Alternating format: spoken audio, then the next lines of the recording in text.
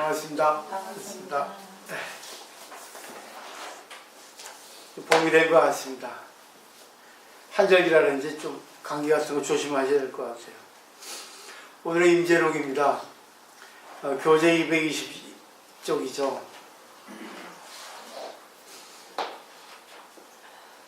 14-26번 3종 근기로 판단한다.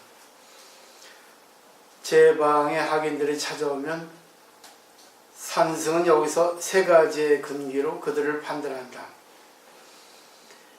중하 근기가 오면 나는 곧 경기만 빼앗고 그 법을 없애지 않는다. 혹 중상 근기가 오면 나는 곧 경계와 법을 함께 빼앗는다.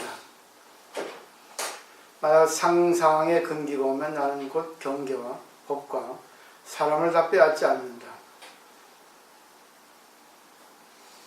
만약 격을 벗어나 뛰어난 견해를 가진 사람이면 나는 여기서 곧 전체 작용을 나타내어 근기를 따지지 않는다. 네 가지를 말씀하셨는데, 하나는 이제 격의 본문 하시니까 모든 걸 초월하니까 그거는 이제 세 가지 근기로만 이렇게 나누셨네요. 이 부분은 그 앞에 사료간 부분에서 우리가 한번 배웠는데, 그 부분에 있어서 한번 보시면 그다지 다른 건 없다고 봐요. 첫 번째를 보면 이제 임재스님의 계신 곳에서 이제 수행자들이 찾아와가지고 여러 가지 이제 법과량을 하겠죠. 물어보거나 공부하러 찾아오겠죠. 근데 중하근기, 중근기, 하근기, 이거는 수행자 중에 최고 밑단계가 될 겁니다. 그러면 최고 밑단계, 그러니까 가장 수행이 잘 안 된 수행자 오면 경계만 빼앗고 법을 빼앗지 않는다는데, 여기서 경계는 그 수행자의 입장일 겁니다. 그리고 법이라는 것은 그 수행자의 생각. 이거 참 중요해요. 근데 스님들도 그렇지만 우리 중생들도 보면은 자기 입장을 먼저 생각하거든요. 항상 보면 자기 입장을 먼저 내세웁니다.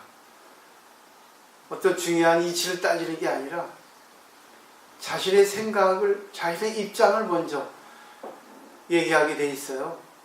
항상 보면 자기 입장. 알겠죠? 근데 여기서 임재스님은 경계만 빼앗고 그 법을 없애지 않는다 했어요. 그러니까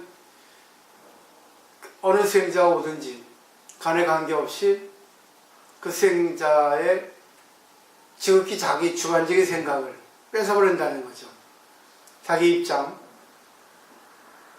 근데 임재스님은 역시 대단한 스님이시니까 그 수행자가, 학인이 와서 어떤 말을 해도 알아챌 수 있겠죠.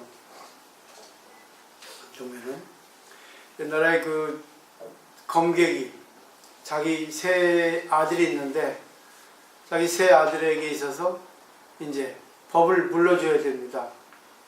법을 물려줘야 되는데, 세 아들이 아버지 밑에서 공부를 하고 무술을 익혔으니까 다 비슷하지 않겠어요. 근데 그래도 그 중에 뛰어난 아들이 있지 않을까요? 그래가지고 이제 시험을 하죠. 그래가지고 그 문 위에 목침을 놓고 이제 첫째 아들 보고 들어오라 합니다. 목침을 왜 오르니까 문이 열리니까 목침이 떨어지지 않겠어요. 근데 그 큰아들은 역시 공부를 무술 연마를 많이 했는지 목침이 떨어진 걸 알고 재빨리 목침을 이렇게 쳐부셨죠. 두 번째 아들은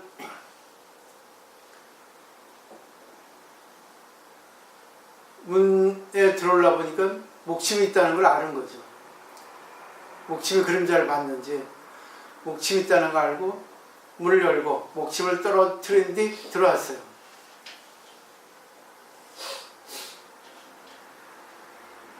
근데 세 번째 아들은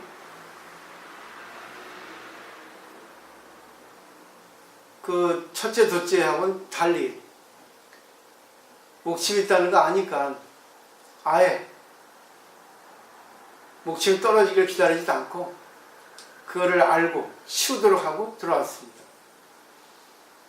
여기서 그 훌륭한 검객인 아버지는 세 번째 아들한테 자기 그 지위를 물려줬다는 얘기가 나와 있어요. 선자병법의 선자도 싸우지 않고 이기는 것이 최고다고 했거든요. 아니, 군대의 전법을 갖다가 얘기하는 그런 선자병법으로서 유명한 분이 싸움에 대가를 하는데 싸우지 않고 이기는 것이 최상이라고 했거든요. 이런 걸 미루어 놓고 볼 때 우리 일상생활의 관계도 싸우지 않고 하는 것이 최고지 않겠는가. 근데 임재스님은 그 반대로 수행자가 오면은 그 사람이 잘못된 걸 갖다가 지적해 준다는 거죠. 그리고 그 지적해줘서 그 사람이 잘못된 생각, 입장에 있어서 부정해 준다는 거죠. 과연 이것이 우리는 될 수 있을까요? 우리하고는 정반대입니다. 우리가 공부할 필요가 없어요, 이거. 천사들하고는 정반대니까. 그럼 두 번째 보십시오. 두 번째는 중근기, 상근기예요. 공부를 좀 했어요. 그 사람이 지금 뭐 2, 3년, 5년, 10년 공부하셨는데 중근기, 상근기에 해당이 되는데 그 중근기, 상근기가 와가지고 법을 물어봅니다. 근데 중근기, 상근기 어느 정도 공부를 했다고 인정이 되면은 임재스님은 경계와 법을 함께 뺀다 했어요. 경계와 법을 함께 뺀다는 것은 결국은 그 사람이 잘못된 것도 그 사람의 입장 그리고 그분이 지금 갖고 있는 이념 법까지 빼앗버린다는 거예요. 잘못 공부를 했기 때문에 근데 공부를 했는데 교만에 빠져서 문제가 되거든요.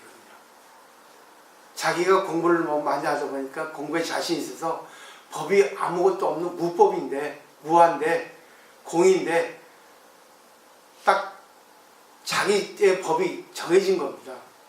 이념이 있는 거예요. 이것까지도 빼앗아 버린다는 거죠. 참 대단하죠. 그러니까 임재스님께서는 대단한 거예요. 공부 안 된 사람은 잘못된 생각, 입장 없애는 정도만 하고 어려운 공부를 한 심들에 있어서는 입장까지 생각까지 그리고 그 사람이 뭐예요?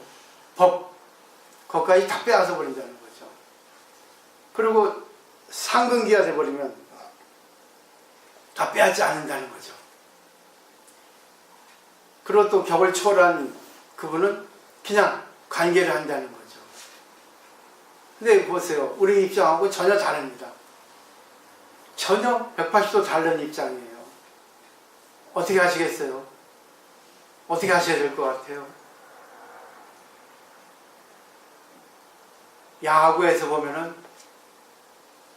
페어플라이란 말이 있습니다. 그리고 아주 힘든 그런 플레이를 하는 경우를 보면은 관중들이 박수갈채를 보냅니다. 예를 들면 쉽게 외야 플라이인데도 그 외야수가 어렵게 플레이해서 어렵게 처리하는 경우가 있어요. 두 번째는 외화 프레인데 아주 그냥 뭐 무난히 받을 수 있는 외화 프라인데도 불구하고 어렵게 프레이해가지고 미스해서 놓치는 경우가 있습니다. 세 번째는 똑같이 외화 프라입니다. 평범한 타구예요. 근데 외야수가 그냥 무난히 잘 처리하는 경우가 있습니다. 감독 입장에서는 어떻게 생각할까요? 아무렇지도 않은 거를 아무렇지도 않게 처리하는 그 선수가 제일 감독의 인정을 받지 않을까요? 근데 관중의 입장에서는 아주 그냥 힘들게 처리하는 그 사람을 아주 스타로, 그 쇼맨십이죠. 그런 사람을 쳐줄 겁니다. 쇼맨십이 있어야지만 관중들은 볼거리가 있으니까. 또 야구 얘기 나왔는데 감독이 원아웃에 1-3루예요. 근데 4번 타자입니다. 이대호 선수겠죠. 번트 사인을 냈습니다. 근데 이대호 선수가 번트 사인을 무시하고 그냥 쳤어요. 자기 생각으로. 그래서 홈런이 나왔습니다. 그래서 3런 홈런이 나왔어요. 감독이 뭐라 할까요?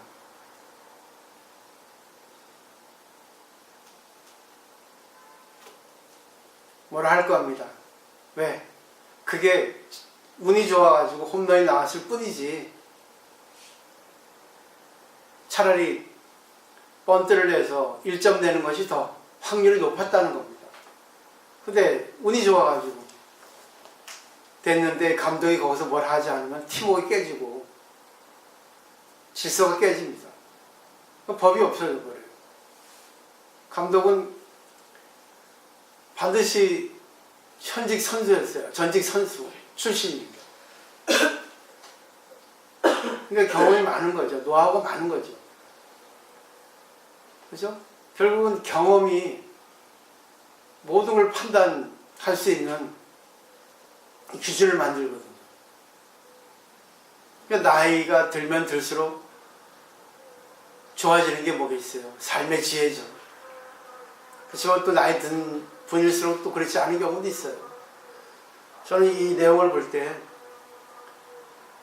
과연 어떻게 해석을 해야 될까? 저도 잘 모르겠어요. 그렇지만 제가 지금까지 해온 거 보면 정반대라는 거죠. 전부 입장만 얘기해요. 아무리 법을 얘기해도 입장만 얘기하더라고요. 근데 여기서 임재수님은 중하근기, 결국은 공부 안 된 사람에 있어서 잘못된 거 있으면 잘못된 걸 얘기해 줘야 된다는 얘기 아니겠어요? 근데 이거는 공부하러 오지 않아도 우리가 일상생활에 있어서 보면 상대가 잘못하면 그렇게 하지 말아야 되는 게 맞다는 거죠. 근데 세상에는 너무나 내가 상대에게 잘 보이고 싶고 내가 상대에게 이익을 얻고 싶다는 것이 전제돼 그 입장이죠. 그러다 보니까 바른 말을 할 수 없는 이 사회가 돼버렸어요. 심지어는 아버지가 자식에 있어서 꾸지람을 안 합니다. 왜? 좋은 아버지로 남아 있고 싶어서. 무조건 오냐오냐예요. 애완견도 마찬가지예요. 애완견도 뭐라 하면 안 오니까 무조건 그럴 수 있지 이렇게 하고. 이게 보통 뭐 그렇지 않은 사람도 있겠지만 근데 진실로 자기가 좋아하는 상대라면 아닌 건 아니라고 얘기해 줄 수 있어야 되지 않나.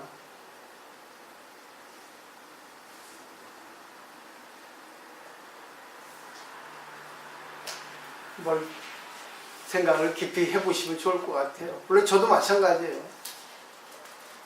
내가 진짜 필요로 하는 사람한테는 이건 아니다 하고 얘기를 하거든요. 근데 대부분 사람들은 자기를 잘 보이기 위해서 아니라고 얘기 안 하거든요. 처세술이에요. 불교에 있어서 이 선이라는 것은 특수불교입니다. 사실 불교가 아니에요. 철학적, 과학적인 것이 다 들어있기 때문에. 뭐 다른 불교도 마찬가지지만 특히 선에서는 이 말과 말을 떠난 곳에 진리가 있거든요. 내가 아무리 상대에게 사랑한다 얘기해도 그 사랑한다는 말에는 이기적인 생각이 들어있습니다. 내가 당신을 사랑하니까 이용하고 싶습니다. 이런 기본 베이스가 깔려있거든요. 근데 그걸 좋게 쓰면 되는 거거든요. 근데 대부분의 사람들은 좋게 안 쓰는 것 같아요. 오늘 남주오설이 일본 오사카 다녀오셨나? 동대사 써있네요. 동대사의 그 비로자나 불. 대불 있죠? 보셨죠? 그 왜 이렇게 크게 만들었겠어요? 우리 저기 두구동의 홍법사도 아미타불 크게 조성해놨는데 몸이 크다는 거는 결국 마음이 큰 거거든요.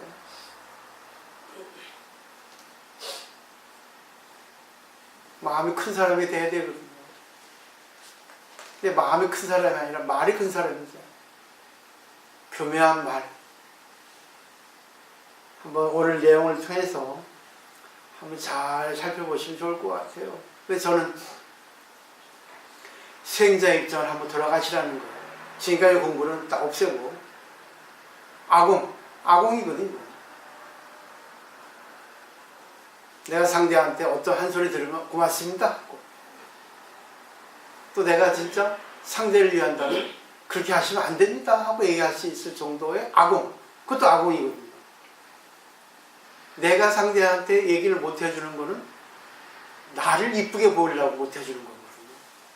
관계를 잘 맺으려고. 왜? 그렇지만 의외로 내가 진실로 상대를 위해서 얘기해주는 그 한마디에 상대는 고마워하지 않을까? 누가 그렇게 힘들게 얘기해 주겠어요? 순간 들을 땐 기분 나쁘지만 듣고 나면은 자기 자신이 부끄럽죠. 그리고 고맙죠. 아, 내가 인지하지 못했는데 나도 모르게 무의식적으로 살다 보니까 그러디야 저런 사람 역시 공부한 사람 다르구나. 아, 고맙네.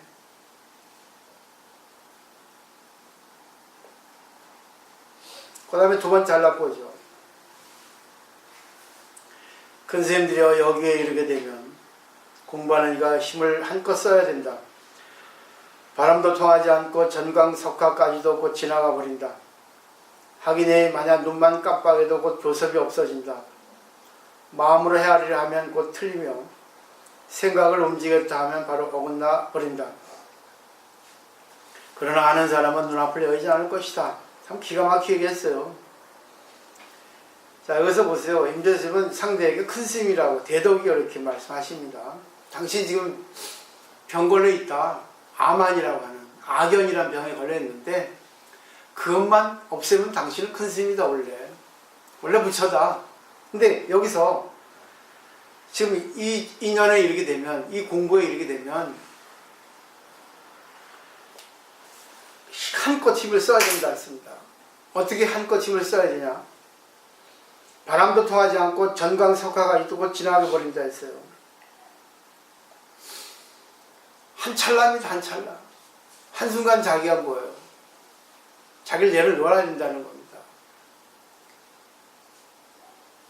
이체에서만 얘기를 해야 되고 입장 표명을 하면 안 된다는 거예요. 전부 입장이잖아요. 전부 입장이에요. 자기의 입장, 상대의 입장. 절에 와서 공부하는 거는 그걸 배우기 위해서 하는 겁니다. 절에까지 와가지고 처사술을 배운다면 절의 의미가 없어지거든요.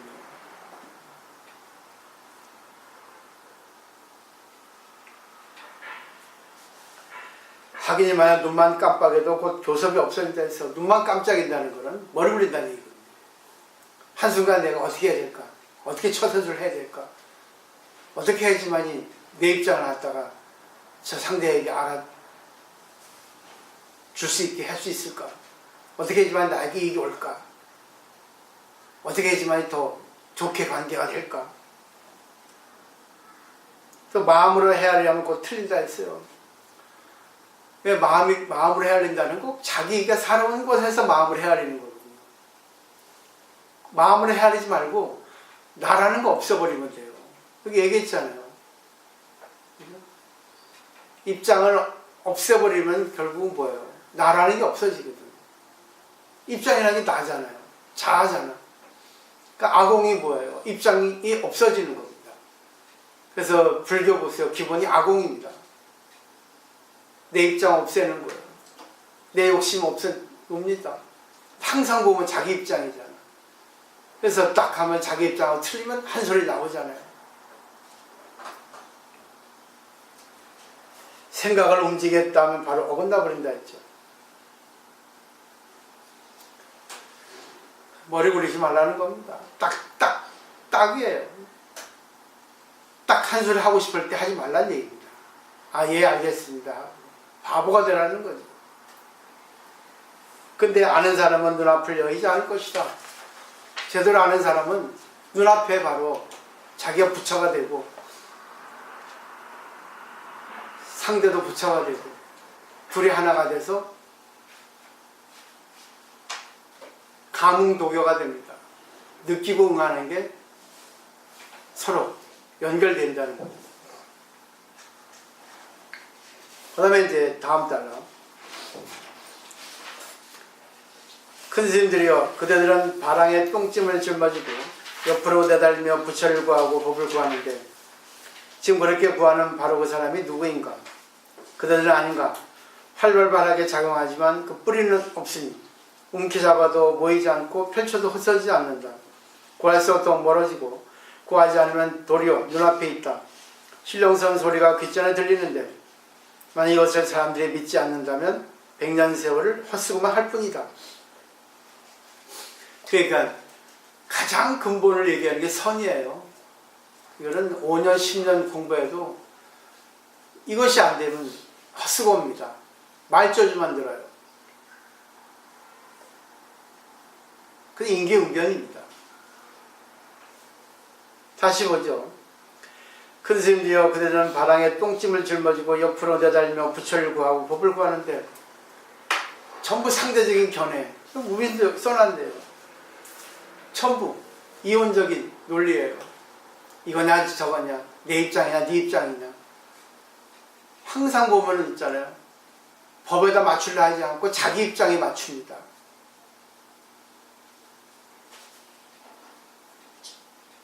어떻게 해석을 할까요? 제가 틀릴까요? 옆에 문신 설명도 별로 저하고 다르지 않을 거예요. 뭐 써있으니까 보시면 되고. 지금 그렇게 구하는 바로 그 사람이 누구인지 그대들은 아는가? 그렇죠? 결국 소크라테스도 그대 자신을 알라. 그대 자신은 누구인가? 근데 그대 자신은 우리가 아는 그대 자신 누구예요? 내가 어떻게 살아왔고 누구 부모고 어떻게 공부했고 내 남편이 누구고 내 자식이 누구고 내가 어떤 머리 갖고 있고 어떻게 살아왔는데 내가 누군데 그리고 내 단점이 무엇인데 이거를 은폐시키려고 노력하고 그 자기가 아니고 진짜 있는 그대로 작용할 수 있는 자기가 있다고요. 불성을 작용시킬 수 있는 공을 작용시키는 자기가 있는데 그 공을 작용시키는 게 아니라 자기 입장에서만 작용시키는 자기가 있거든요. 그 다음에 보세요. 활발하게 작용하지만 그 뿌리가 없으니 움켜잡아도 모이지 않고 펼쳐도 흩어지지 않는다.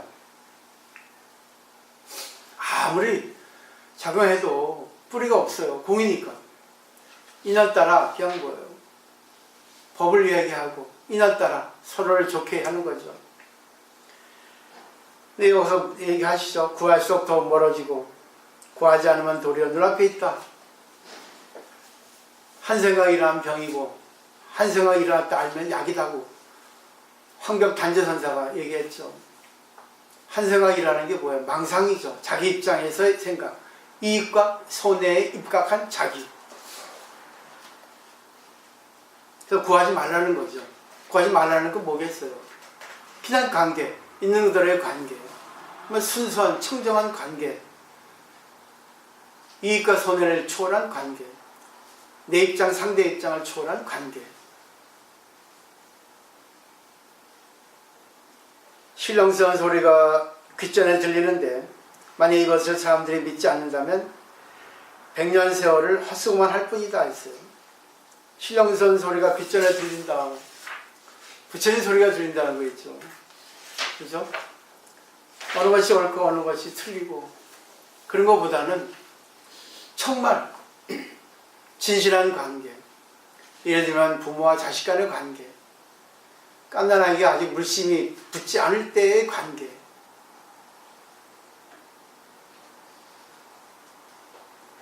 참 이렇게 법으로만 얘기하고 비유로만 얘기하면 알아듣기 참 어려워요. 근데 내가 공부를 하러 온다고 하면, 저는 요즘에 뭐 밖에 강의를 많이 안 나가지만 공부를 좀 한 신도들이 보면은 질문 같지 않은 질문을 많이 하는 사람들이 많습니다. 그리고 자기 입장에서의 강의를 들으니 공부를 하니까 자기 생각하고 틀리면은 따져 물어요.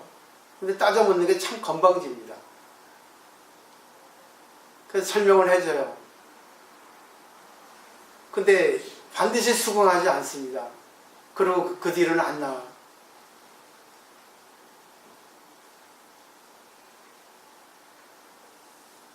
공부를 하러 오면은 그래도 전문가가 강의를 할 건데 전문가가 강의하는 그 내용이 자기가 틀리면 뭐가 틀리다고 하는 걸 자기가 연구를 해야 되거든요.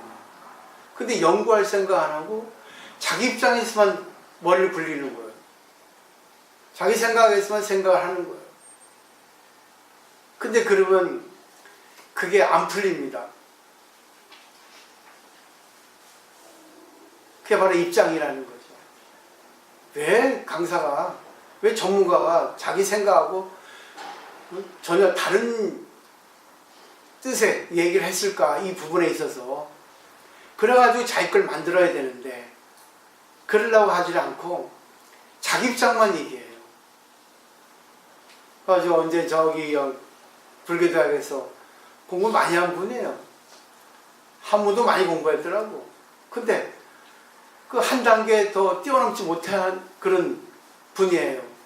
그걸 얘기해 주는데도 이분은 승질을 내더라고. 그래서 야, 왜 승질을 낼까? 견해 차일 텐데. 하나의 문장을 놓고 볼 때 이 견해가 다른 건데 그럼 자기가 나보다 더 공부를 많이 했다는 거잖아요. 난 불교의 전문가인데. 자기는 한문의 전문가일 수 있지만 사상이 다른데. 그리고 조금 자기 견해를 조금 바꾸면 될 텐데. 결국 그 다음에 안 나오더라고요. 근데 그 옆에 여성 그 학생들이 그러더라고요. 저 사람 참 교만하다고. 항상 보면 말로 자기 이길라 하고 그런다고. 저는 그래요. 임재 스님의 견해입니다. 제 견해가 아니에요.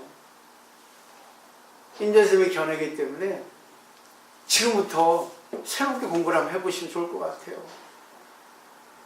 더 이상 나는 여기에 대해서 뭐 이렇다 저렇다 나도 뭐 설명을 못 하겠네요.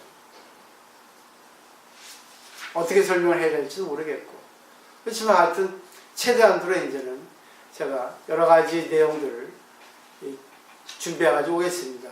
오늘은 조금 내가 감기에 걸렸는지 기운이 좀 없거든요. 한번 생각해 보십시오. 인연이 있어서 공부를 하러 오셨는데 진짜 공부를 하셔야죠.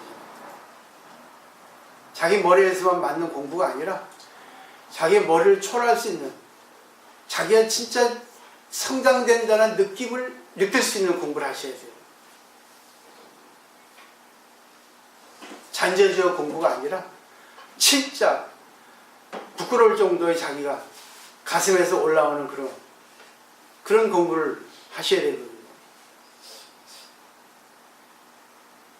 그래야지만이 진짜 출가 스님들 이상의 공부를 하는 거예요. 그러니까 스님들은 공부하다가 자기가 의문 나는 부분이 열렸을 때 덩실덩실 춤을 추고 아이고 기뻐서 어떻게 어쩔 줄 모르고 슬피 울기도 하고 그런 경우가 많이 있습니다. 아주 간절하게 할 수 있어야 되거든요. 그러니까 닭이 알을 품듯이 낭떠러지를 걸어가듯이 그렇게 공부를 하라는 거예요. 자기 머리로 하지 않고. 이 내용이 왜 이렇게 얘기했는가. 이거는 역대 지금까지 당나라 때 얘기인데 1300년 정도 지금 지나갔는데도 아직까지 인정되는, 세계적으로 인정되는 임재록입니다.